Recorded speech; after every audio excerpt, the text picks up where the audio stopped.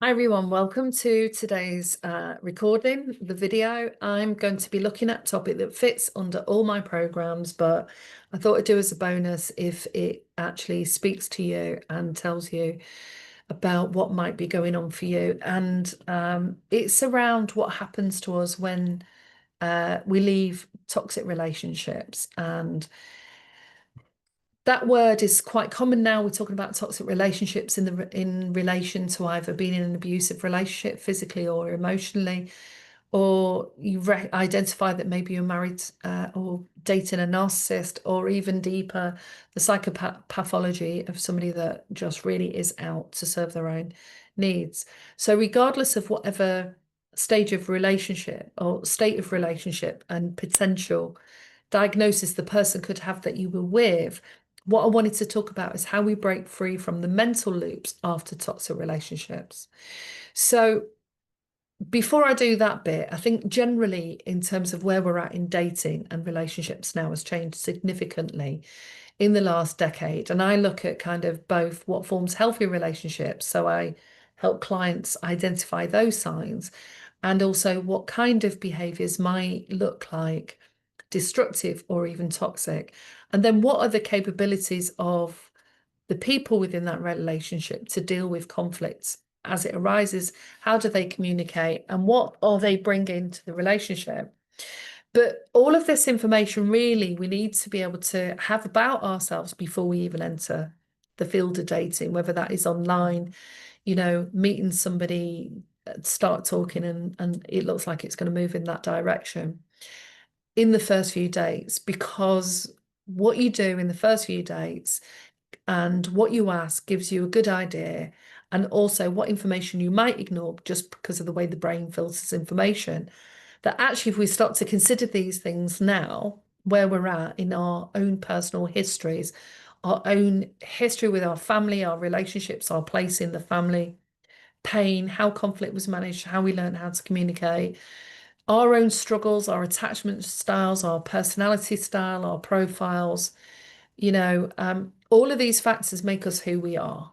Okay, so it's not about shaming anything about us.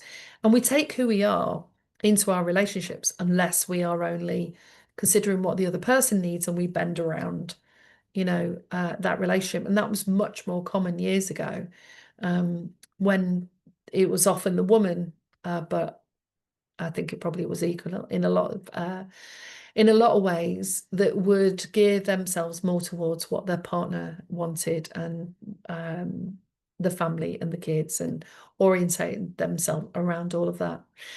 So before you even go dating, having an understanding of yourself, your past relationships, where the issues were, what worked, what didn't, and what you've learnt from them can make a big difference. And it's questions you can also ask in the first few dates so you get to know someone, because we need to have an understanding of our own personal history for ourselves, but also our communication style, attachment style. What kind of things could come up that could create some angst and tension, or even anxiety? And then how is that resolved so that we can prevent situations from getting out of hand, occurring at all, and then further down the line, of even getting trapped into a cycle of toxic relating.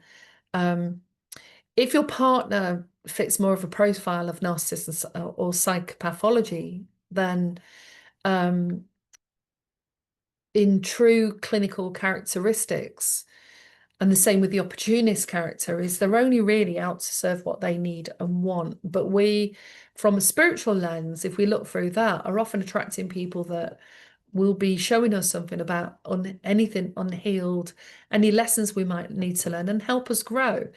And growth is sometimes fun and great, and sometimes it's not. And all relationships, normal relationships, go through ups and downs, and we can't avoid that, but we can find ways through. So if you're thinking about dating and you're not even there yet, then you really need to start thinking about who you are as a person now. And if you have been in previous relationships that were toxic, or just unhealthy in some ways, then talking to a therapist can help us unravel and heal the parts that we need to heal, so we can get a relationship that's actually an upgrade of any other versions we've had before. So This is about focusing on what happens when we try to leave or leave a toxic relationship and how our minds can feel trapped in reoccurring thoughts, or what I call mind fuck, basically. And it's an endless replay of memories, questions, fears, and fantasies that keep us stuck in old patterns. The mental looping is normal, but it's also important to understand why it happens and how we can break free. So if you imagine for one moment that our brains are geared towards our safety and security, we need to evolve as a species. And when we're growing up, we learn unconsciously mostly about our conditioning and our culture, our beliefs, our values, and the kind of things that make us function within that environment. So it's really important, like I said, to consider those different ages and phases. And sometimes we're aware of that condition. Previous relationships could have forced us to go to therapy and unpack any attachment issues or damaging cycles growing up, as well as, aspects of ourselves in terms of learning about ourselves and what worked. And there are certain people, I think, that tend to have minds that are very active and they can get stuck in a particular cycle of thinking. So, first of all, before I go more into talking about this, it's really useful to become aware already of how your mind is thinking already, like in this moment. And the best way to start that is a practical exercise. So, what you do is you just get a piece of paper and you draw a circle, like my very rudimentary circle, and you get a pen and you set your alarm for 1 minute. And you sit back, and every time you have a thought, you write it, you draw a dot. And it can be thoughts about anything. What am I going to have for lunch? I need to work on that. Oh, God, send that email. I need to have paid that bill. What's happening later? And that's how your brain can go. It can just go into all those different thoughts. And when the alarm goes, then you'll end up with lots of dots. So say, for example, you've got 15 dots in there. You might have 30, you might have 60. It really depends on how fast your brain thinks and how much you've got going on in your life. You can have multiple things going on. So just try it for an exercise. So say you've got 15. You times it by 60, which is an hour. So all of those 15 dots for 1 minute, times it by 60. And if you imagine that over the course of the day, say 10 hours, okay, you've got 60 minutes. So you've got an hour, you're awake 10 hours, you've got thoughts going through your head all the time. You times that by, it becomes 915 times 60. And you times that by 10 hours, becomes 9,000 thoughts. And it's way more than that. And then you ask yourself, when you look at the dots, did those dots represent positive or negative thoughts? And then consider, is it weighted towards, why did you do that? Oh, boss is always sending me emails. And you start to have these arguments in your head that you're not even having with somebody else, or somebody's irritated you or left the milk out, or something bigger than that. You're worried about something else. Or are there positive thoughts? You're looking forward to something. So pay attention to that. So first of all is how many thoughts you get in your head, what kind of thoughts they are, and then get an average number. And you can do this a few times. So that's about what's going through our head. And often, if our lives are busy, we're darting from one thing to the next, to work, to the kids, to school, to shopping, all of those different things. We only might become aware of our thoughts like when we're driving. And how many of us are, driving down the road and we're replaying all the day's activities, the shopping list through our head. So that's why sometimes it's important to keep some notes and start making a log of we had a croaky throat there, so I needed to sort that out. So it's about becoming aware of those thoughts. Now, when you meet someone and you early on, if you're on a dating website, for example, and like I said, I'm going to do different videos about all these different topics. And you start to build up a mental picture about that person by the information that they share. You start to get the dopamine hits because you like having a conversation, you're conversing with them. Then you might talk to them on the phone and then you might go on a date with them. And so all of this build up is happening, this tension, this excitement, this happiness, this fears.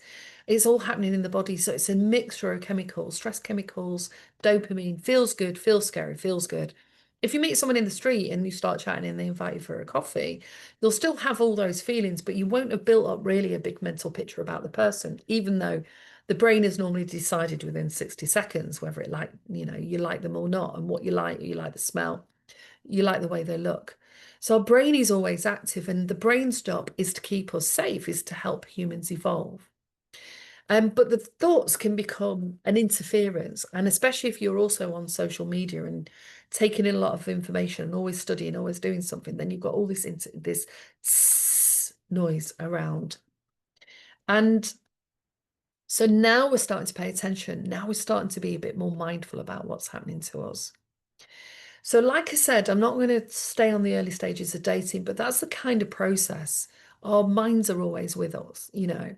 So we have to learn consciously, purposely, to slow our minds down and even not quite empty them, but slow them down and not get so distracted by the contents of our minds and our fears and our anxieties.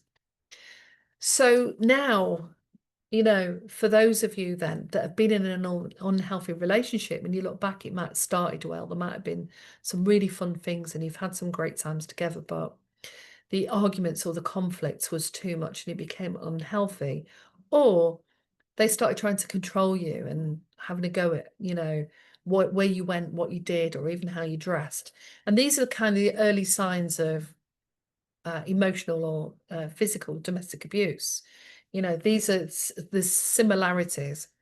But with the narcissists, you know, they're just trying to now mold and bend you towards how they want you to be. So, you know, when they want to do things, the kind of thing, places you're going to go in their time and how they want that to be. But in other relationships where there's some level of dysfunction, it can be that there's a mismatch in energy and there's a mismatch in intentions and focus on things haven't really been that thought out. So there can be a lot of misunderstandings. So if your communication builds and you learn how to manage the conflict and the uncertainty and the uncomfortableness, you can get through it, you know, and you can take everything you've learned that has worked in previous relationships into this current relationship. But you're now getting to know a new person. You're not the person that you've dated before.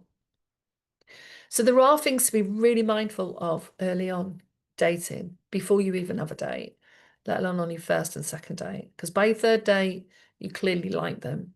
But you need to be sorting out quite quickly, because you'll start to make an investment, emotional investment in them in some way, especially if you start spending quite a bit of time with someone. And that is one of the key things to be mindful of, is how much time you give away quickly when you meet someone, because you need to be having things on in your life already and not be filling lots of gaps. You want someone to add to your life and not to make them your life straight away. So we'll have this endless replay of memories, questions, fears, and fantasies all the time in our minds. And part of the practice, like I say, of yoga and mindfulness can help us become aware of that. So the looping is normal, but sometimes the looping, if it's negative looping, and that can get obsessive, then it's not normal and it's not helpful. And there is it's almost like obsessive compulsive disorder, but you can have it of the mind, not just of in the house. So our brains are wired for safety and certainty, and they'll cling to familiar stories. The brain will just take you towards what it knows and what's familiar. It doesn't like the uncertainty or the wide gaps. So it'll tend to hook onto something. And that's why in some toxic relationships, especially narcissistic types, is somebody that starts not really telling you things and leaving things vague and open, is creating a level of confusion. And we don't like being confused. We don't like not knowing. So the clearer you are about yourself, your boundaries, what's okay and not okay for you, the harder it is for someone to actually do this, because either you'll notice it quickly and not put up with it, or you'll start to notice it. So if you are starting to feel confused, and I've heard a lot of women do this because I've spent most of my time with women, is, I don't know, and I don't know what he feels, I don't know what he thinks. So if the guy's not making it clear, or or the woman, whoever, your partner, new interest, isn't making it clear when they want to see you and what's going on in their lives, there's already a little bit of a flag going up there to say, okay, what's that about? So it's about you being confident to ask as well, to ask what can feel like difficult questions, because you've got time and you've got things that you need to focus on that are important. So you can't just now start double guessing everything when you've already got a busy life.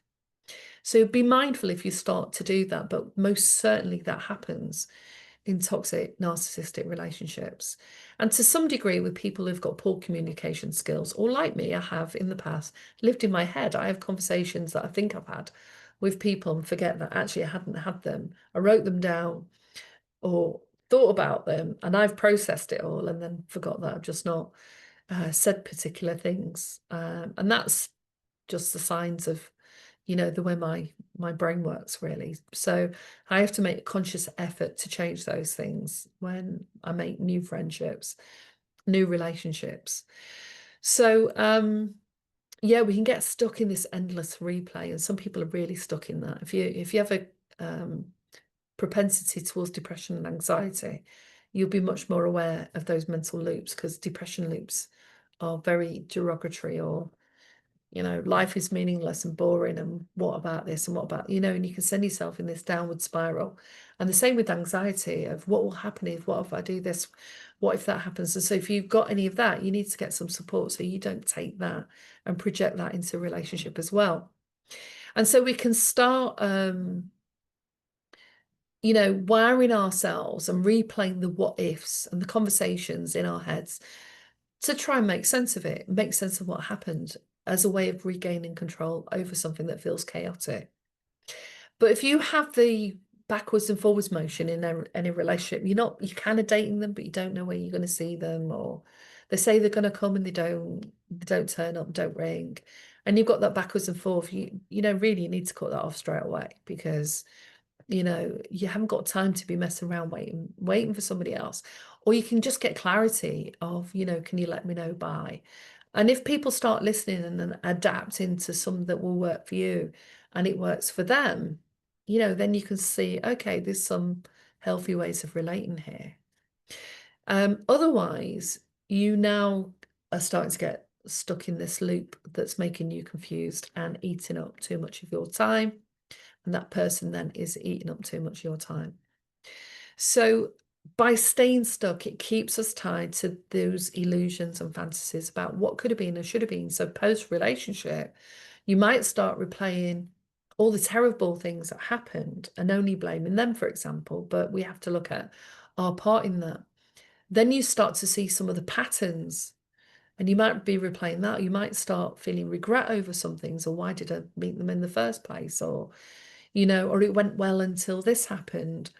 So we've got to be really mindful of that. But also you can be replaying the illusions and fantasies about how much you love them and how great they were to you. And actually, they've been really unkind and they caused a lot of chaos, and they've shown you up in front of people, shouted and screamed at you, created loads of arguments and drama. And you sit back and think, God, I never actually created any of that drama.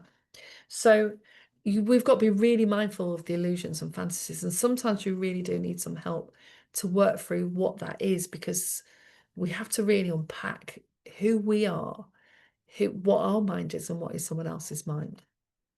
And that can keep us stuck to the past, and keep us in that loop. And it's a trap that also stops us from fully grieving the loss and moving forward. And if you get stuck in what is now become known as a trauma bond, for example, so the dopamine's there, you build an attachment, you look forward to seeing them, you spend time with them, you have the odd argument, the odd drama, but mostly it seems all right. But there is the odd thing that happens and you think, but you overlook it. And then over time, it gets to the point where it becomes really evident that even when you're trying to sort through things, it is almost impossible. And so you leave the relationship, or they finish the relationship. Often it's you that has to finish the relationship, because if it's opportunistic to somebody else, they're not going to cut the ties. You're going to be useful to them for a while. So you have to walk away, and you might want to remain involved and A lot of people do that, and there are different schools of thought as to why that is or why that isn't a good idea. Anyway, so you might have some level of involvement because they're a father of your children, or you have to see them for some kind of reason. But often, really drawing the line and getting some space is where we can start to really become aware of what's happening. But at the same time, we're now starting to grieve the relationship. The relationship, in some ways, was meaningful, but if you've been on a journey in a drama-fueled relationship, you were also coming out of the drug-fueled relationship of the dopamine, the oxytocin, and the serotonin, because you can get a hit from the drama. You can get a hit from somebody who's really interested in you and, spends a lot of time going over things. And then you can get stuck in that cycle of constantly trying to figure things out and sorting out the argument and getting back on track. And that can be addictive. So in a way, you're coming out of that addiction and now you're fully grieving that loss. If you've had previous abandonment issues and trauma issues when you were growing up, you're going to find that loss and that grief significant. And you do need some support in that. And any practice that can support you, because it can be, heartbreak's really difficult, and breaking up with someone, moving out of a situation where you might have also got a lot from it as well. They might have played a particular part for you. Is incredibly difficult for a lot of people, and that's why a lot of people go back and have a second cycle, a third cycle, a fourth cycle. So Dr. Mate reminds us that faithful grieving is essential. We need to face the real feelings of loss, anger, sadness, betrayal without rushing to fix it or avoid them. And like I said, that process can take a while. We can stay stuck in the fantasy or the illusion and hope that things improve. And that's often why people get back together. They think, oh yeah, something's improved. But you've really got to look at where you got stuck at. Is it the communication? Did they listen? For narcissists, they deploy all sorts of tactics to throw you off, to keep you confused, disrupt the conversation, disrupt you when you're talking, get up, walk away. Keep bringing up other things that aren't related to the conversation you're having. Don't attempt to listen. Don't attempt to do anything differently. And if you'll start to notice, if you see those patterns of behavior, you're on the road to actually nothing's going to be different. You're just going to be drawn into the charisma and the good feelings and the confidence and the nice stuff when that appears. And that's what that love bombing stage is. And that can operate, that can be genuine. Genuinely, that person can feel like that. I can feel like that, where you just genuinely want to spend time and you look forward to that person. But at the same time, we've only ever got the capacity to spend so much time with someone and work through issues for a certain amount of time. So it's really important to know that it's a process and it can feel incredibly difficult. But if you learn some tools and techniques, it can stop delaying the process of the grief and the anger and the void that you might feel in your life now. And one of the things that can really work is you get fixed and occupied with a new hobby. Go back to the gym, start running, take up a course, commit to something and someone, look after someone's dog, take the dog every day for a walk. The brain needs a new focus. It's finding it really difficult to unstick itself from Velcro, It needs a new focus. So you need to get obsessive about something else in some ways. Now, the jury's out on this, but I actually think it works. And that can be that you get a new job that's got the new novelty in it. Dopamine needs novelty, new things, doing something different. Go on a road trip with a particular focus of going to see family members you haven't seen for years, going look at sites where it's interesting for geology, or take up mountain climbing, do something that pulls your focus.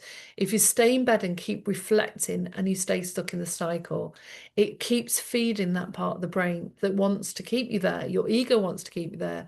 The ego's bruised. The brain doesn't know what to do. You haven't given it new material, so you can get stuck in that. As well as, don't be scared of the grief. Often we're scared of the grief and the feelings and the sadness and the tears and the sense of betrayal and abandonment we can feel. It can bring up all sorts of issues to do with what it felt like when we was a kid, and we've had those patterns in the past, as a lot of people have. And then when you come out of that crime phase and that really dissolving phase, be really kind to yourself. You have to practice self-compassion and self-acceptance. And again, that's another video that I'll go more into. But there's a few people around me at the moment that are teaching self-compassion. If you're interested, contact me and I can pass on the details, because it is so integral. Radical self-acceptance, so ACT, and self-compassion are very, very important in this, because we need to be compassionate towards ourselves. We might have made mistakes. We might have overlooked things. We might have lied to ourselves. We might have believed a lot of what we were seeing. We might have, projected a lot of our things over there and not taken accountability. But we can only do what we do at the time with the knowledge that we had. And when we learn more and better, we do better. So it's really important, because it's really important to grieve and release the emotional charge and start to rewire the brain. And it takes, again, at least 30 days. That's why we talk about no contact often. 30 days, 60 days, 90 days is to give your brain a rest and create new neural pathways and new loops that work on the nervous system, keeps the nervous system calmer rather than being in high alert, because you're in high alert when you're stressed and you've got all the stress chemicals flooding your body. You want to be in low alert, bring that alert down and trust that when it needs to be there, it'll be there, and start practicing mindfulness, yin yoga, things that bring your energy system down and calm your nervous system. And I've had to do that several times. One is from relationships, but also from PTSD. After a car accident I had to learn these techniques. It took a while because it took me ages to realize what was going on. And that's why I teach this, because it's not about doing things faster, but it's about doing things in a way that just is less difficult and where we get respite quicker, because we need to feel the respite in between what's going on when we're dropping into these really tough places. And if you haven't been through the dark night of the soul before, or emotional experiences in this way, you can feel like it's going to go on forever, and it doesn't. And there are ways of making some of that easier, even though it doesn't feel like, because you're coming out of a very strong addictive phase of being addicted to somebody that you spent a lot of time with, that you had hopes and visions for some kind of future that you were going to share with them. So you're grieving the potential and the possibility as well. So to move forward, and like I said, I could go so deep into this, but I just wanted to introduce this as part of this work. Honor your feelings. Let yourself cry, journal, talk it out, go and see a therapist. Because at first you might need to talk about it a lot. It's how we start to process and then integrate. Notice your mental loops when you catch yourself replaying painful thoughts or even positive thoughts of that relationship. So it's not about forgetting the good memories, but when you're stuck in this cycle, you need to really be thinking about letting go of the mental loops altogether. Remind yourself that you're safe. So practice grounding techniques, go in nature, do the yoga that grounds you, the meditation that grounds you, and keep saying, I'm safe, I'm secure, I've got this, my spirit's got this, my spirit team's got this, angels, God, whoever, my family, I've got this. And I'm focusing on me now. Put the energy and investment of your time and energy into yourself. You'll never regret putting that time and effort and energy into yourself, and not allowing yourself to also meet someone new too quickly, so that you can process and heal from what's happened. Ground yourself in the present. That means taking a deep breath and noticing where you're sat now in the chair, what your body feels like, what sounds you can hear. Can you hear birds? Is your dog walking around? Is the kettle boiling? Are there planes going over? Practice mindfulness. It brings your consciousness back into the present and stops you drifting off and going back into playing the loops of the past. And then anchor that in the here and now. Actually imagine like an anchor that's next to you, and that you're taking your energy and awareness through your body as you take a deep breath. And then bring your energy down to your feet and anchor that like you're a huge ship in the ocean.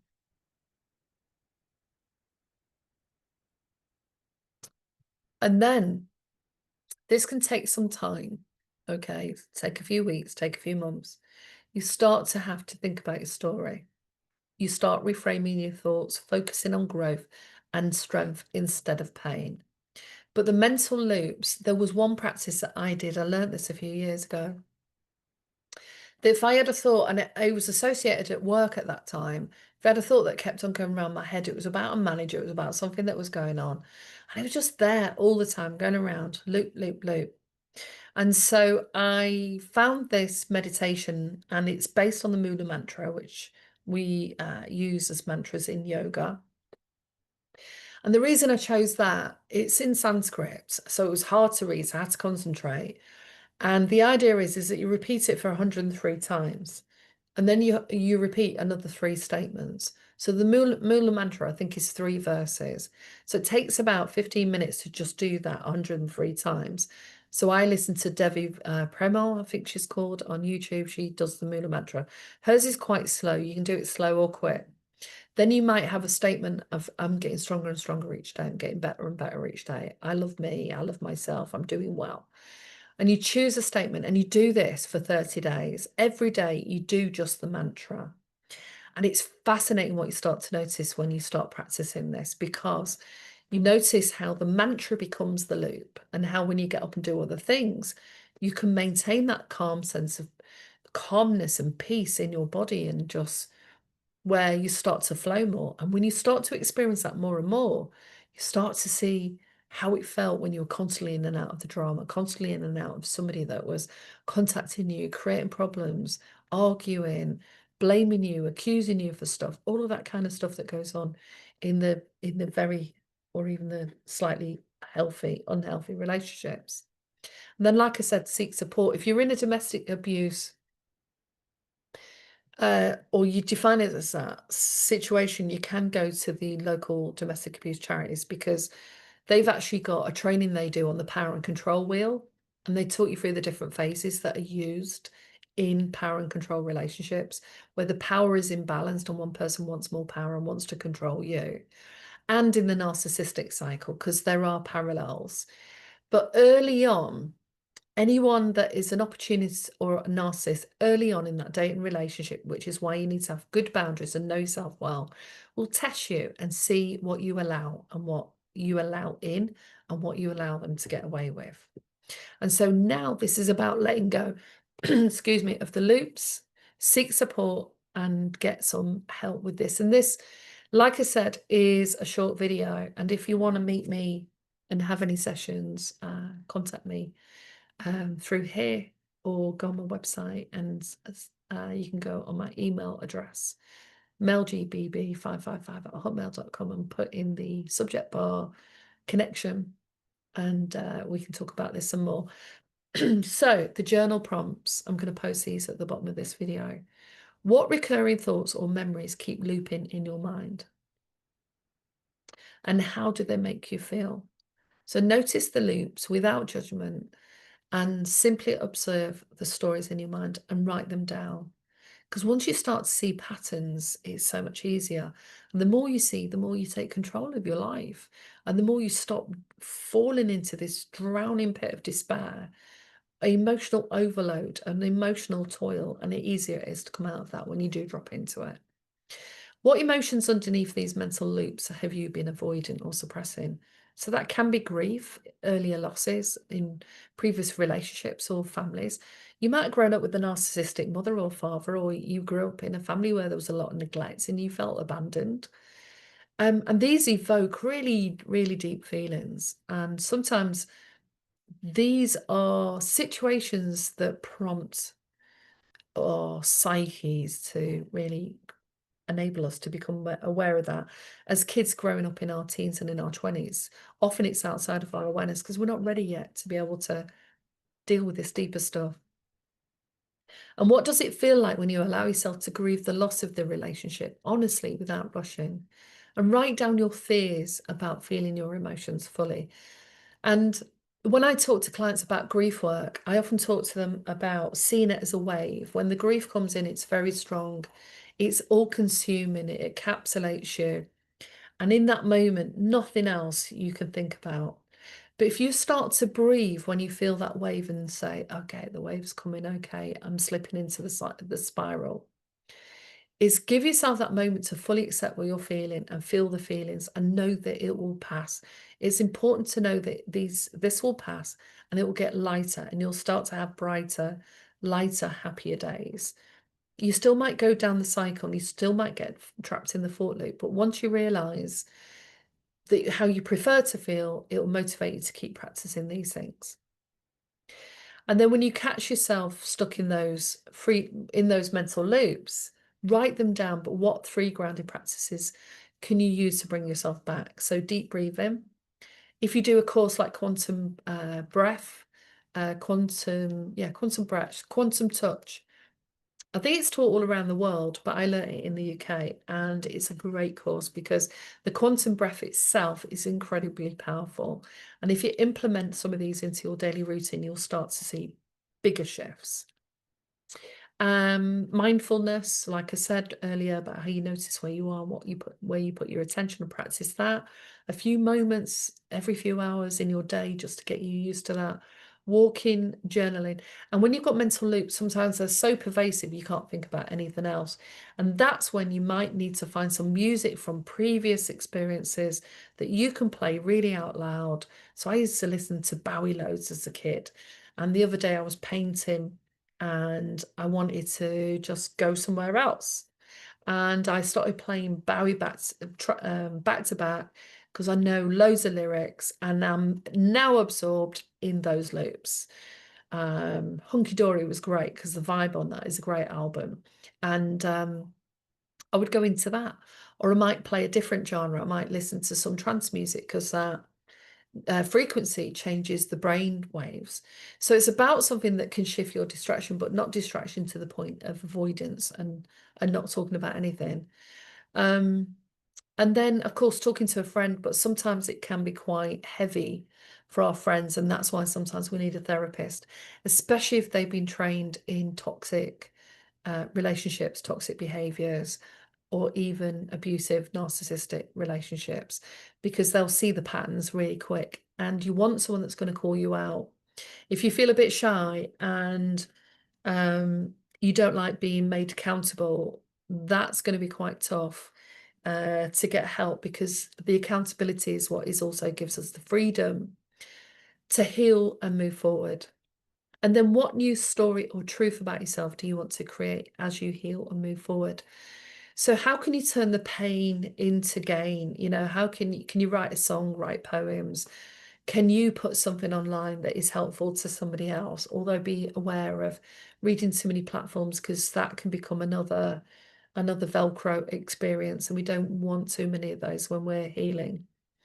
And focus on your growth, your strength, and your vision, and turn your hobbies, your gifts of what you like doing, use your time productively, just while you're growing and while you're going through this experience.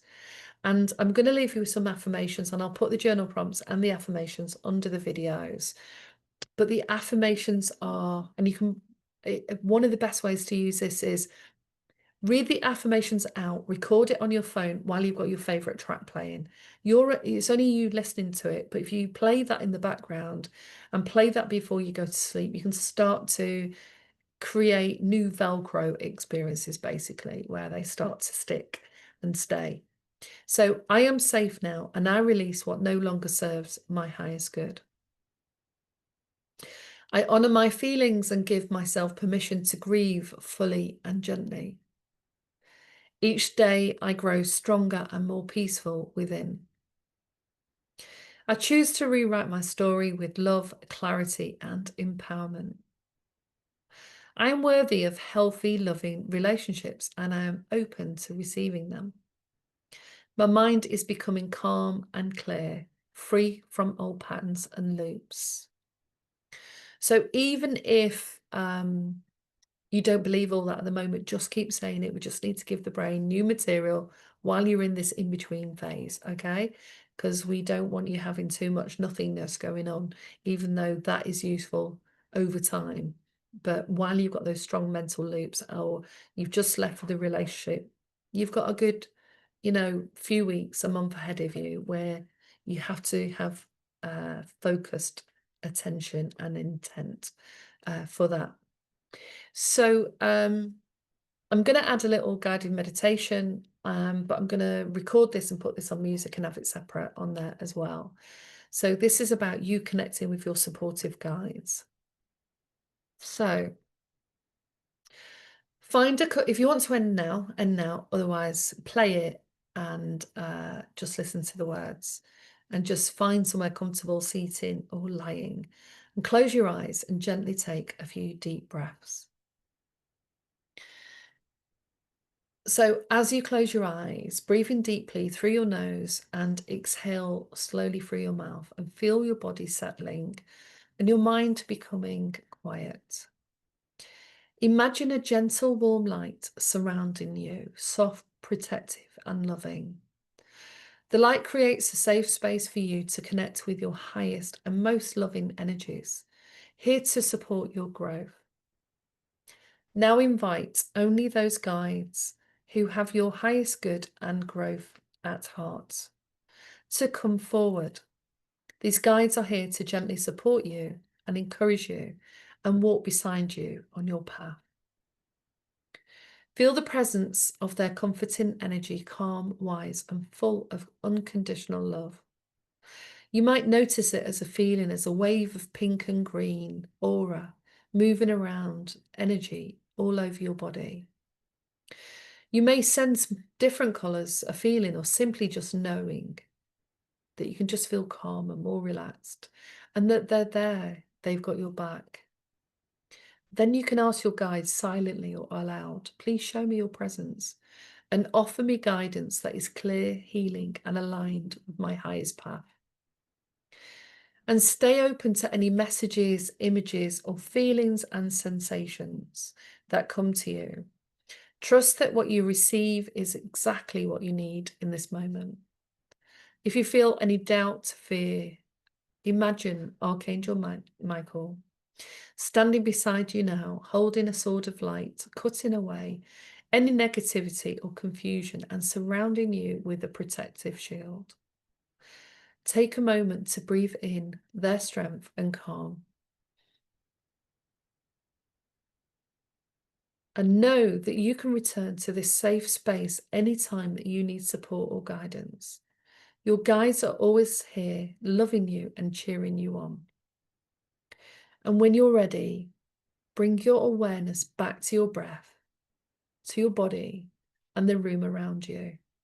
Wiggle your fingers and toes and open your eyes, carrying their presence with you.